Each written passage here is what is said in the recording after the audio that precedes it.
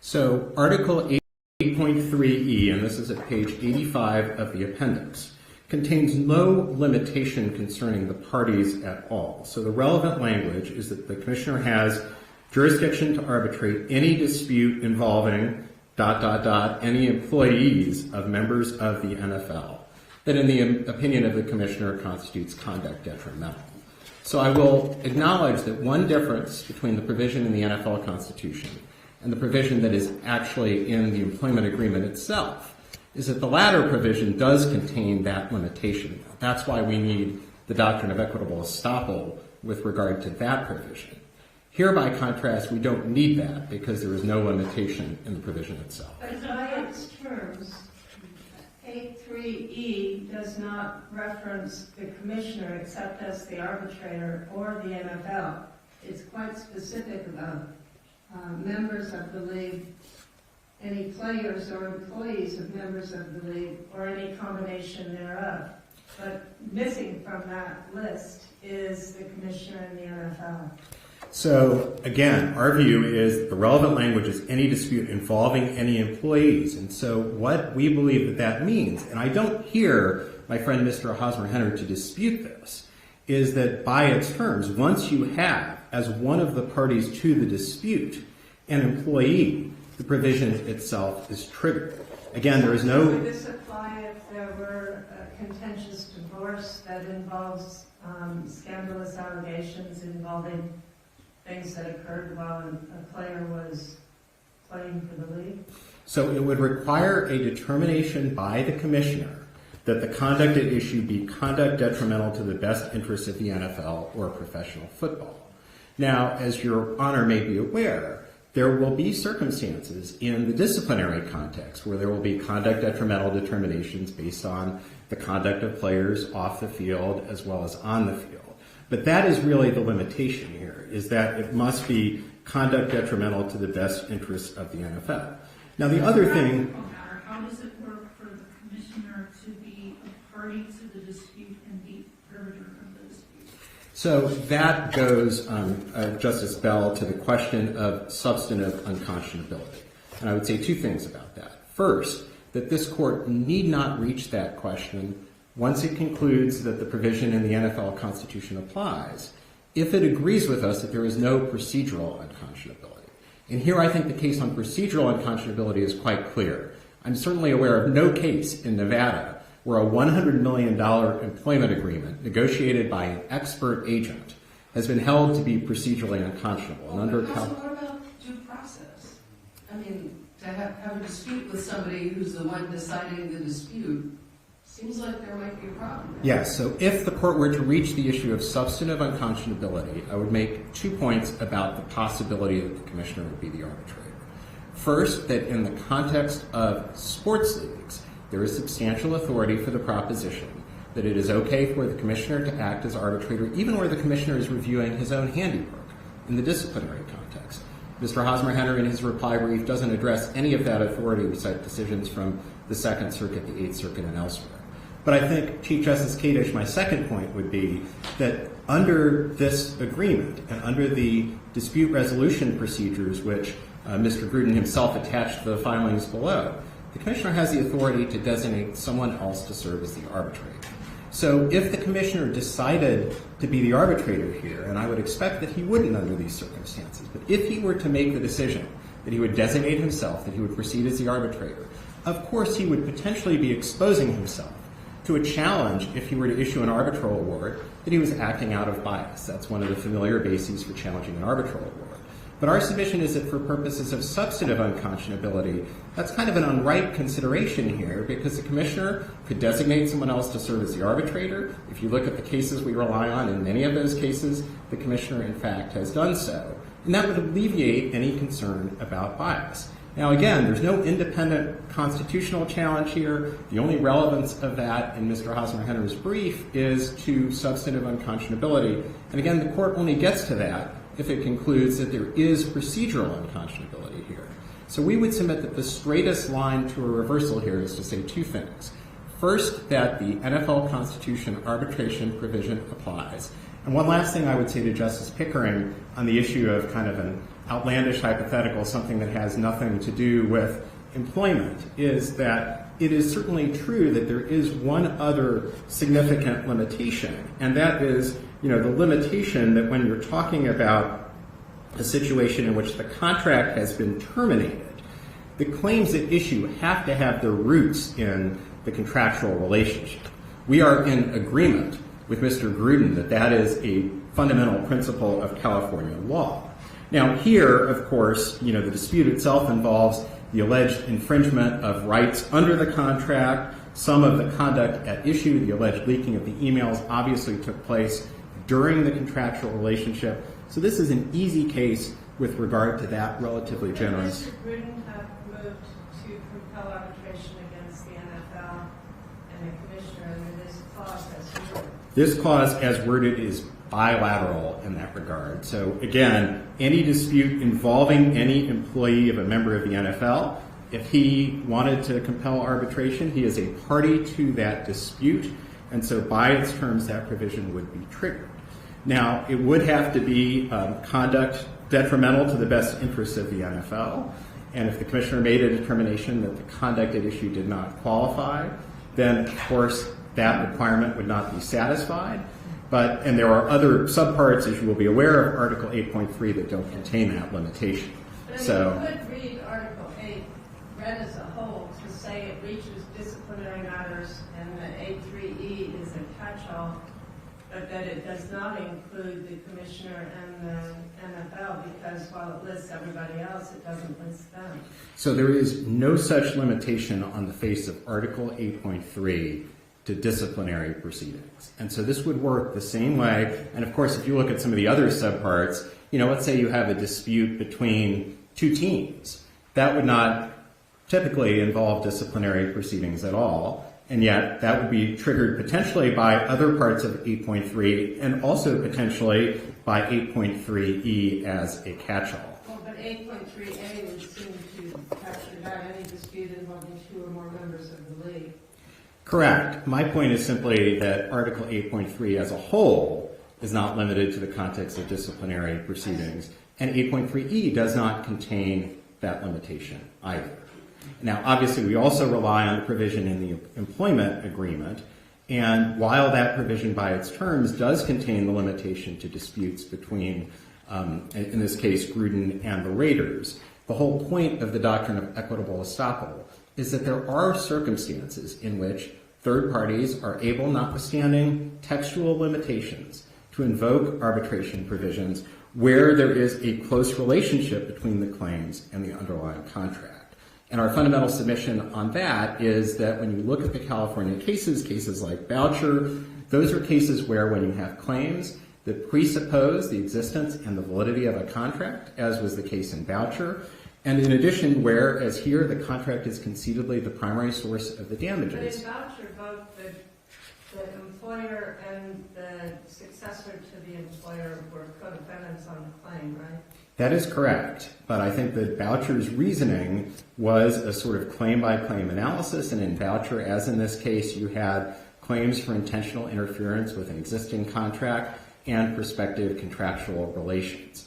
And in addition, equitable estoppel applies where the signatory alleges substantially interdependent and concerted misconduct. And we think that here, too, that is the case. I do want to emphasize... It wasn't a breach of the employment contract itself that's being asserted, right? No, and of course you would rarely... It's hard to imagine a situation in which that would be true where you have a third party. But Justice Bell, I think what I would say with... That's virtually every California case where they found equitable estoppel, right? There's a third party that's tied to a contract where there's a breach of contract and a claim against a third party. It is certainly true that in Boucher you were dealing with a defendant who was in some sense a successor. But again, I think when you look at the claims themselves, they were claims like an intentional interference claim, elements of which are the existence and validity of the contract. And one other thing I would say, because I see that my time is rapidly expiring, Justice Bell, is that in some sense this is a very artificial case.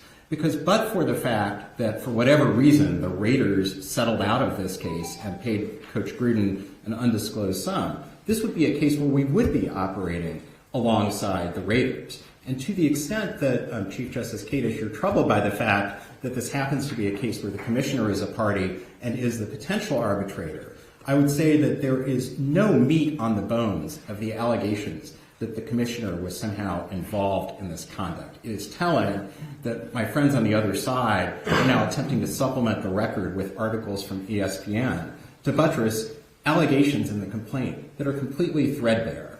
And I would respectfully submit that that creates the inference that this is artful pleading in order to try to create an unconscionability problem with the provision, which would obviously not exist but for the fact that Commissioner Goodell was named as one of the parties. And I see that my time is slipping away, so at the court's leave, I would reserve the balance of my time. Thank you.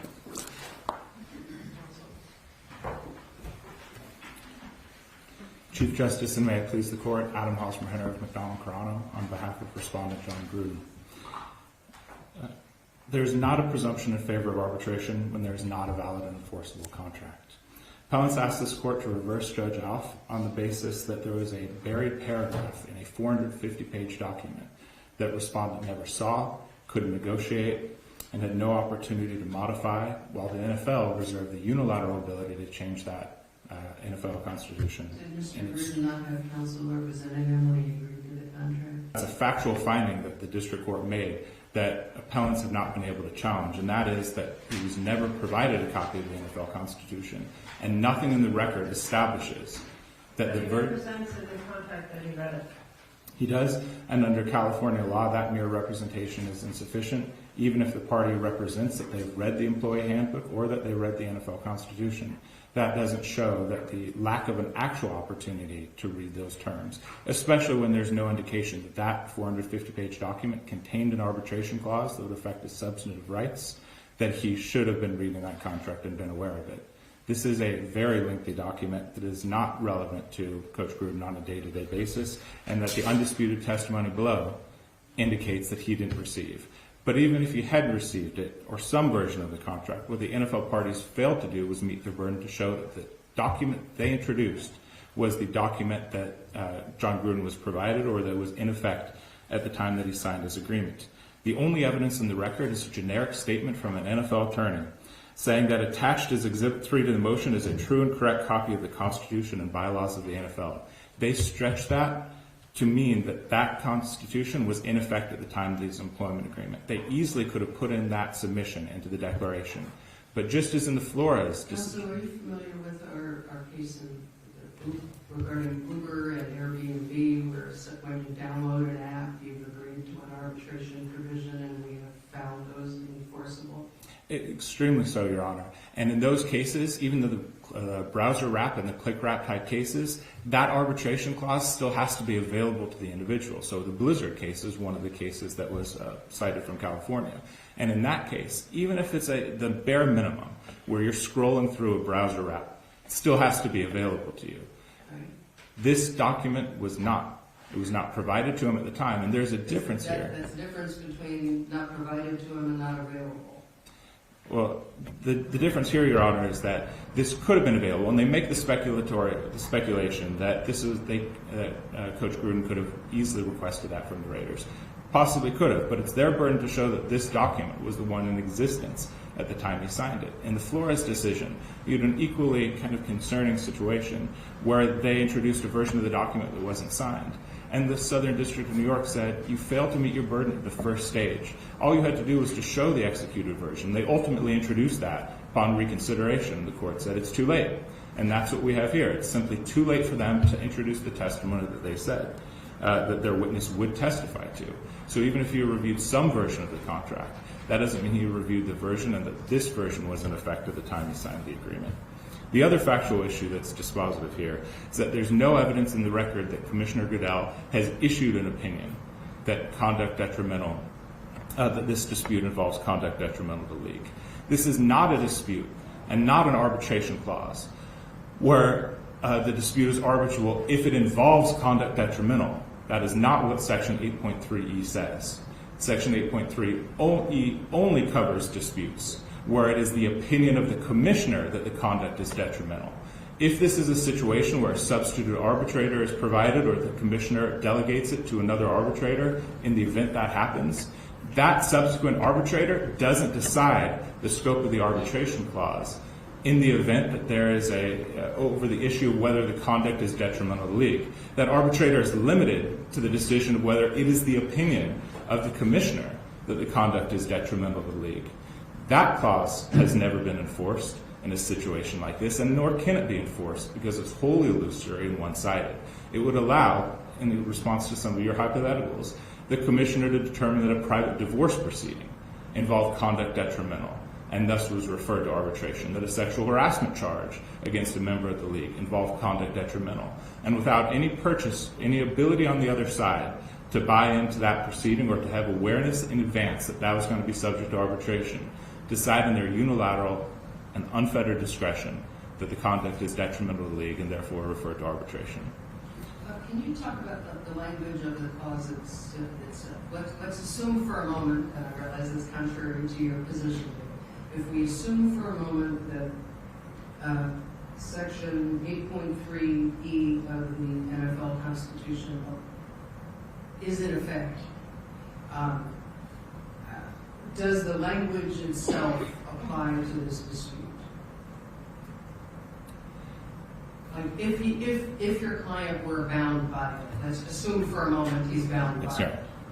If he was bound by that particular language, the answer is no, because there is not an opinion of the commissioner that says this conduct is detrimental. And one of the arguments they make is that it's possible for the dispute. Let's pause. I want to pursue what Justice Kadish is getting at, which is let's assume that he was delivered a copy of the Constitution at the time of signing, and further that we will equate the filing of the motion to compel by the Commissioner and NFL as an ipso facto determination that what's involved here is conduct detrimental. So we clear both those two hurdles.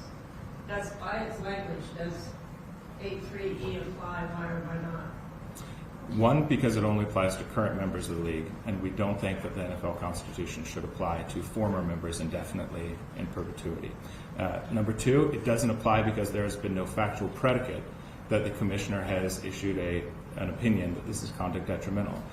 How it's supposed to work, Your Honor, is a situation where there is some notice and hearing, some amount of due process, and in the course of those internal proceedings, the commissioner issues an opinion or a fine saying that this particular conduct is conduct detrimental to the league and I assess a fine of a certain amount. Absent that due process, absent that notice of a hearing, there's no factual predicate on which we could pursue an arbitration, given that it only applies to the opinion of the commissioner. But if the commissioner had made such a finding that either the commissioner's conduct in allegedly leaking the emails or Gruden's comment in writing them, one or the other will constitute conduct detrimental, would there be any impediment to this proceeding in arbitration? If that finding had been made by the commissioner in accordance with due process and in accordance with a notice of a hearing, then it would be within the scope of that clause. We still believe that that would be an illusory clause and that the NFL Constitution would not be an appropriate contractual obligation for Coach Gruden because he didn't execute it. He's not a party to it. And as the Southern District of New York found in Flores, that contract is illusory because it can be modified in the sole discretion of the commissioner and the NFL. But the contract that was not enforced in Flores was equivalent to the Raiders contract here, and it had not been approved by the commissioner as is required for that contract to take effect. That's different from the incorporation by reference of this provision, and in fact they deemed this provision incorporated in the other properly executed contracts, right? One of the contracts in Flores was decided on a basis. The other one, they found the NFL Constitution in this particular provision had not been validly incorporated because it was an illusory contract, because the NFL parties retained the unfettered discretion to modify the NFL Constitution. And on that basis, and in the Graham and the Bacani decision that we cite in our briefs as well, when there is nothing exchanged, when a party gets nothing from the briefing, then that contract is illusory and the party cannot enforce it like the NFL cannot enforce the NFL. And that was under Massachusetts law or Florida law or something? That was under Massachusetts law in the Flores decision. And what we cited are the two California cases, Graham and Bacani, illustrating the same principle. that, especially whereas here, where there's no obligation upon the NFL, as it's not a contracting party under the NFL Constitution, it doesn't have those same exchange of bilateral promises with Jon Gruden in the NFL Constitution. They're not a counterparty. That contract would be illusory and would lack the modicum of bilaterality that's required for any arbitration agreement. And that's specifically important here But because that's for substantive unconscionability, and he makes the point there's no procedural unconscionability here. And we disagree with that, Your Honor, because one of their own arguments is that every coach in the NFL has to accept the NFL Constitution in order to coach in the league. That, at a minimum, would establish the adhesiveness of the contract that would be sufficient under Armendariz and the other California decisions to establish the bare minimum of procedural unconscionability. Moreover, where a much larger contract is incorporated by reference. Every contract of adhesion isn't automatically unconscionable, right? That's not your position today. Our position is not that every contract of adhesion is unconscionable. Our contract is that where there is an issue with the contract of adhesion, with unequal bargaining power, and where one party reserves a take-it-or-leave-it type contract. How is there unequal bargaining power? Coach Gruden had no opportunity to negotiate the NFL Constitution. He couldn't request a modification of it. He had to comply with it in order to get the job that he has trained his entire life for. That is his career, and in order to perform his career and accept a job in the National Football League, he had to accept the NFL Constitution, unmodified with no changes whatsoever. Or he could have worked for ESPN, apparently. Or he could have worked in a different profession. But under California law, working in a different profession under the Amway cases that we've cited, that's not sufficient to find that a contract isn't unconscionable. And the Amway cases are especially instructive because there, the contract and the arbitration provision provided that the parties had to choose a specifically trained arbitrator from Amway. And Amway had trained these arbitrators. They were through jams, but they were trained by the company itself. Here, it's much, much worse than that because Coach Gruden is required to arbitrate in front of the very parties that he is suing. They are the defendants in this action. And this idea of that there are conclusory threadbare allegations has already been tested by fire in the district court, and we've prevailed, showing that those allegations are more than sufficient under Nevada's notice pleading. We supplemented only to provide additional background, not because there was any defect, and that also was not on appeal, as the district court's decision found conclusively that every one of our claims survived. I want to quickly talk about equitable estoppel, because the equitable estoppel doctrine has two steps. One is that when there's the facts and circumstances have to be intertwined, and there has to be some fundamental fairness for why a party is attempting to argue for some benefits and some terms of the contract, but then deny the other portion of the contract related to the arbitration. That's not the case here. In Boucher, the claims involved a breach of contract, failure to pay wages, and were against two essentially joint employers. They didn't specifically analyze a tortious interference claim. Gruden's claims do not rely upon any term of the contract. There's not any provision that he's attempting to enforce against the Raiders, against the appellants here, or against any other party. Well, the dominant prayer for damages is predicated on his $100 million contract with the Raiders, so it is intertwined, akin to Boucher, I think. I would disagree because it's a function of damages rather than a fact of his claims. And He's also, isn't he alleging also negligence in the commissioner's supervision of the people who did the investigation that resulted in the leaks? that's correct, and that's not intertwined with his employment contract with the Raiders. In fact, it has nothing to do with them, and it's entirely separate and distinguishable. What Boucher talks about is and the other cases, the Forever 21 case as well, talk about situations where a party is attempting to enforce the fundamental aspects of their contract, but in the guise of a statutory claim. So a failure to pay wages or some statutory violation of an employment law. Not here, where the Raiders could not have worked together with the NFL parties. There's no allegation that they did, and the claims are entirely separate and distinct. We are not bringing a claim for wrongful termination. We are bringing claims for tortious interference from the external actions that the NFL parties took. The leaking of the emails and the pressuring of the Raiders, which is a separate and distinct action from the wrongful termination of the contract by the Raiders. That organization was as much a victim as Coach Gruden was here because they received the unlawful influence and pressure from the NFL parties rather than being a co-conspirator or someone that we could have possibly named for the same conduct. But on equitable estoppel, The most important thing is the second step, which is even if you are equitably allowed to enforce and invoke the contract, it still has to match the terms of the contract and the scope of the arbitration clause inside that contract. Appellants haven't provided a single authority where a party has been able to expand the scope of an arbitration clause beyond what the parties agreed to, because that would allow them that would force a party to contract and arbitrate a dispute that they didn't agree to arbitrate within that specific arbitration clause with the other party. This clause was limited solely to disputes between the Raiders and Gruden, and the NFL parties cannot expand that in their own self-interest. Unless there are any other questions. Thank you very much.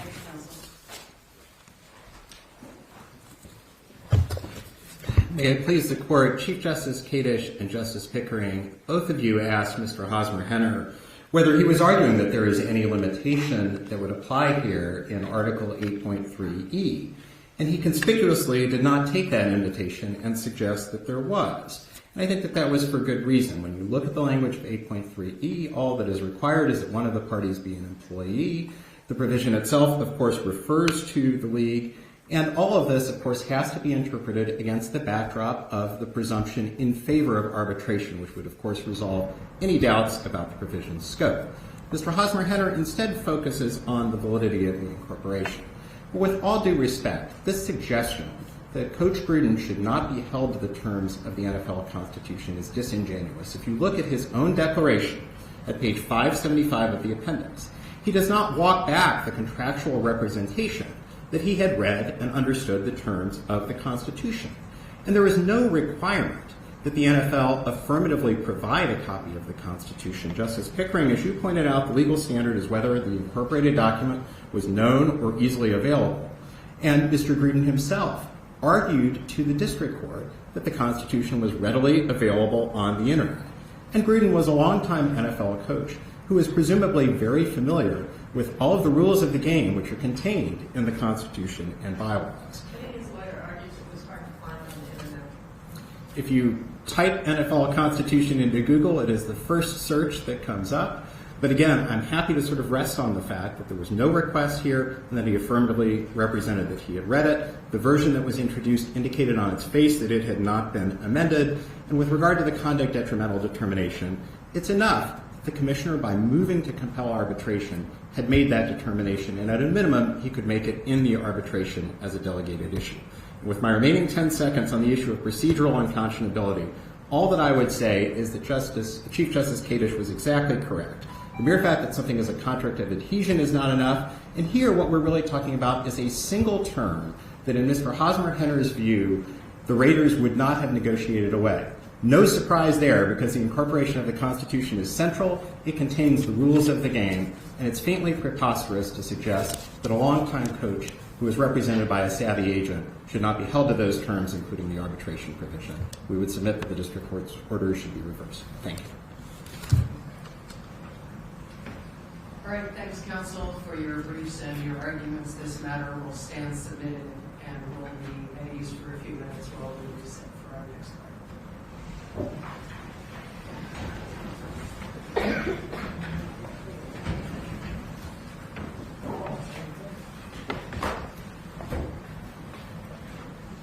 Sorry, you can be at ease. I appreciate it. We're not leaving.